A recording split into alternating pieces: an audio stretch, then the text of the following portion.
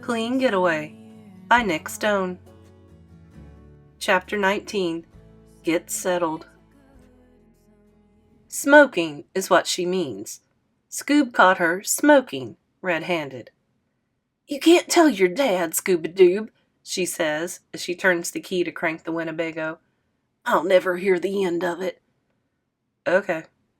In truth, Scoob couldn't be more relieved about finding G-Ma putting out what she confessed was her 7th cigarette. Gives a nice excuse for his silence.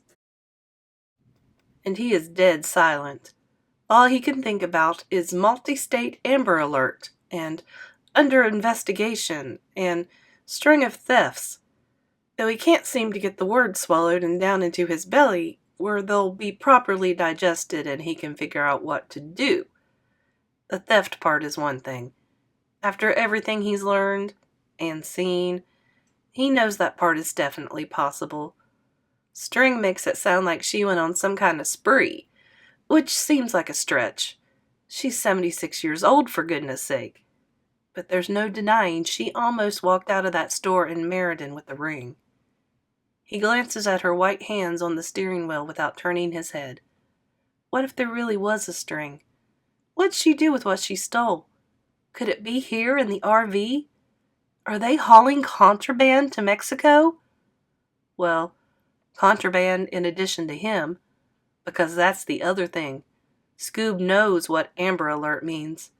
A kid's been kidnapped. Now he looks at his own hands, his brown ones, which he's learned from this trip means so much more than he knew. Scoob doesn't feel kidnapped. Wouldn't he be more scared for his life or something? Kidnappers are creepy dudes in old vans, not a kid's favorite, only, grandma. His head turns toward her without his permission. She certainly looks like the sweet little lady who cleaned his boo-boos and cooked his favorite food and helped with his homework and let him do stuff Dad wouldn't. The woman who's always been his personal heroine. Kidnappers take kids without permission and hold them against their will. Scoob's here because he wants to be. And he knows that if he asked her to take him home right this second, she would. Wouldn't she? She turns to him then. Scoob expects her to speak, but she doesn't. He wants to say something, but can't. So they just stare, and then she smiles, in a way that isn't much of a smile at all. By the time they stop again, "For the night," G-Ma says, and it gives Scoob a chill, but he doesn't argue. He still hasn't figured out what to say, or do. It's been almost 4 hours. They park and get hooked up. The campsite is full of sand dunes and seems to be in the middle of a desert. No major city within 100 miles. So Scoob doesn't need the green book to tell him this would not have been a safe place for someone like him during G-Ma's first trip. Not that it matters. If you let the Amber Alert people tell it, Scoob's in danger no matter where he is right now. "Have a sit down, Scooby-Doo," G-Ma says. "I'll make you a hot chocolate." There's no way Scoob can stomach one of G-Ma's super rich hot chocolates now. But he sits down anyway, because what else is he supposed to do? As she rotates away from him, Scoob can't help but look around for all the places it might be possible to stash stolen jewelry. He didn't find anything suspicious back when searching high and low for G-Ma's phone, but still, so many drawers and cabinets, nooks and crannies. He's pretty sure there's even a storage space beneath the booth bench he's sitting on. When his gaze locks in on the TV, he remembers the money hidden behind it. Is that stolen too? No clue how long he sits staring at the darkened screen, but soon G-Ma's setting a steaming mug down in front of him. She slides onto the bench opposite and clasps her wrinkly hands around a cup of water. She smiles, but her eyeballs are shiny. Scoob drops his eyes to her glass and clears his throat. "No cocoa for you?" "Nah," she says. "Just thought you could use a reminder of home." "Oh, I know I've said it plenty, but I need to say it one final time. She continues while he burns a hole in the table with his laser stare. I'm thankful you're here with me, Scooby-Doo. It means the whole world to me. Wouldn't have gotten this far without you. I mean it. Scoob forces his gaze up. She's staring out the window, with her shoulders so stooped, he wonders if she'll ever sit straight and tall again. And maybe it's the sorrow Scoob can imagine making the lines in her face look deeper, or the twitch in her hands that makes her water quake in her cup, or the fact that her head is hanging so heavily, Scoob's afraid her neck won't support it for much longer. Maybe it's all of those things taken together. I'm going to hit the hay, she says, slowly rising and placing her half-empty glass of water on the kitchenette counter. Then she ambles to her sleeping corner and vanishes behind the curtain. That's when Scoob knows there's something very wrong with his Gmaw. He wakes soaked in sweat. Jimmy? Scoob pushes up onto an elbow and slides his curtain open. Gmaw's is closed, though he can hear her sifting around behind it. He lets his head fall back onto his pillow. Gmaw calls out again. I've got a bad feeling, Jimmy.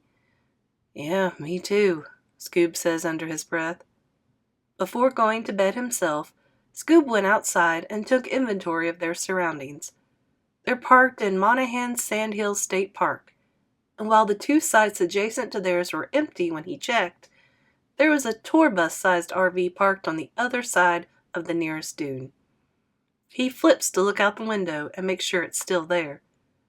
Jimmy? Jimmy! Where are you? We have to go now. Her voice is louder this time. Scoob's tempted to put the pillow over his head, but Jimmy? Her voice is getting closer. No, it's all my fault. He didn't do. Then there's a thump, followed by the sound of breaking glass. Then, oh! Scoob throws the bunk curtain aside and clambers down. Gmaw! She's swaying with a hand on her forehead. He knows he's in trouble when he takes a final step and a feeling like lightning shoots up his leg, but he catches her just as she collapses. G-Pop hadn't stolen any of the jewelry the police found when they raided his and Gmaw's house in 1968. Gmaw had. That's what she tells Scoob between sobs once she's able to talk. I was so stupid, she said. We've been at home over a month with no trouble, so I thought we were in the clear. She's sitting on her bed, her back supported by the wall, with Scoob perched beside her, his hand clutched between her thin, trembly ones. He flinches as she squeezes his a little harder than he knew possible. I started stealing jewelry when I was 12, and for the most part, I got away with it. Your grandfather had been secreting away money he was stealing from that filling station he worked at, as well as a couple other odd jobs of his. But he didn't know I'd been doing some work of my own. When I suggested we run away to Mexico, he thought it was solely because of what he'd been taking. She shakes her head. I should have gotten rid of it all before we even turned around, but, well, I don't know what I was thinking.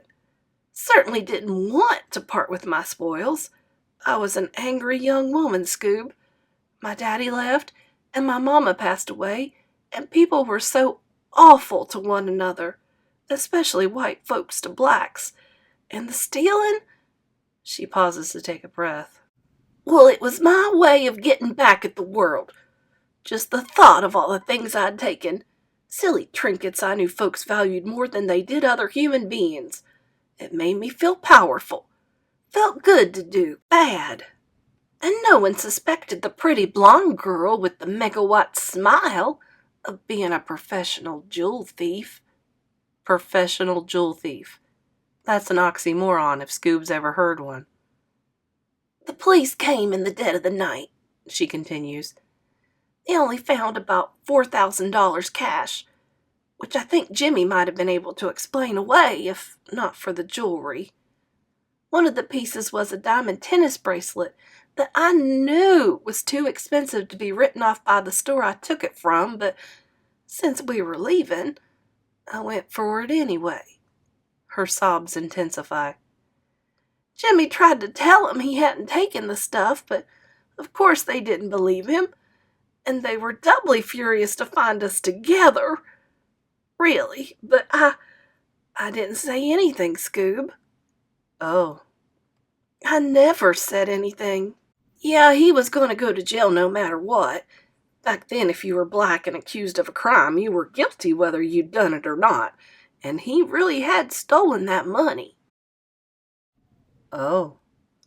But all these years, I've never shaken my guilt over Jimmy being convicted of something he didn't do. Oh. I stole that jewelry, Scoob, not him. Oh. But I kept telling myself coming clean would mean losing our baby. Kept myself convinced Jimmy would have wanted that. The more time passed without the police after me, the easier that was to believe. Also figured it'd cause him trouble with the white inmates if I showed up at the jailhouse. So I never went to visit. Oh. Keeping the secret got harder as your dad got older and wanted to know more about his father, she continues. And I kept my answers vague, but you know how your dad is. He dug up his own answers and drew his own conclusions about what type of man James Sr. was. And you never corrected him, Scoob says. She shakes her head. Didn't have the courage. Your dad loved me, and I wanted it to stay that way, William. He was all I had. Jimmy got 25 years, and there was no telling whether a confession from me would even have helped. System wasn't fair. Isn't fair, Scoob thinks. Still. Jimmy died in that prison, Scoob. All because of me. And there's nothing else to be said. So after a silence that grows and morphs and shifts the entire landscape of Scoob's life, when Gmaul says, I need to lie down, Scoob helps her get settled. Some days are good and some years aren't. Some days are good and some years aren't. But some days are good.